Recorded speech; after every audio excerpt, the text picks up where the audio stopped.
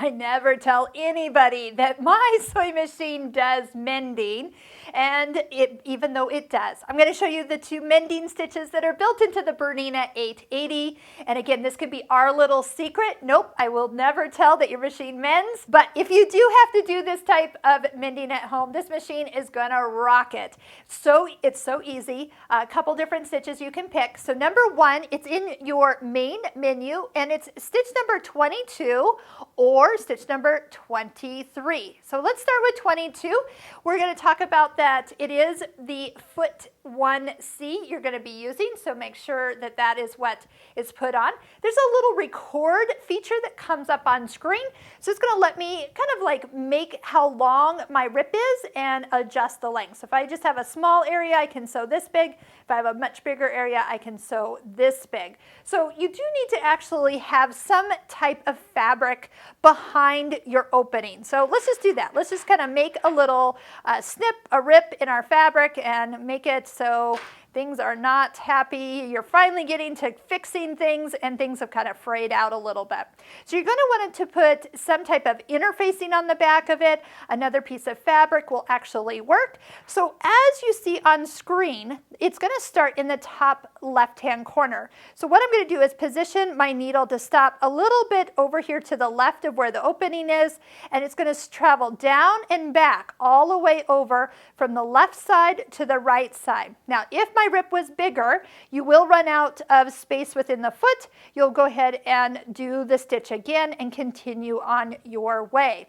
Now, just so, since we're looking at this, stitch number 23, notice that it actually shows you a foot 3A. That is your buttonhole foot. So make sure that you actually activate that foot and put it on. Otherwise, it can't do that little extra stitch underneath. And we still will be using the same record feature I'm about to show you with our regular foot. But I am going back to stitch number 22 and again change back to 1C. You do need to activate those feet each time you pick a stitch. Otherwise it will ask you to do it. So whether you do it when you're told or before you're told, that is totally up to you. So I'm positioning the needle to start at the top here, and I can actually slow the machine down and even use the start stop button and let it travel down. So I'll be watching how far this first line of stitching, yes, I'm going slow here, but as soon as I get past where I want it to stitch or the length, I'm going to touch the reverse button. When I touch the reverse button, that's when it travels back. So what it's going to be doing is it's going to do a line of stitching next to each other all the way until it reaches the other side of the presser foot.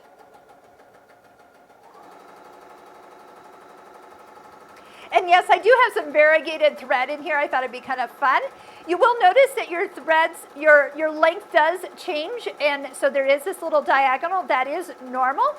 If you feel like you wanted to stop this halfway through, because that's as far as your rip is, you definitely can. But if you actually want to see the whole entire sequence, let's just go ahead and finish it out.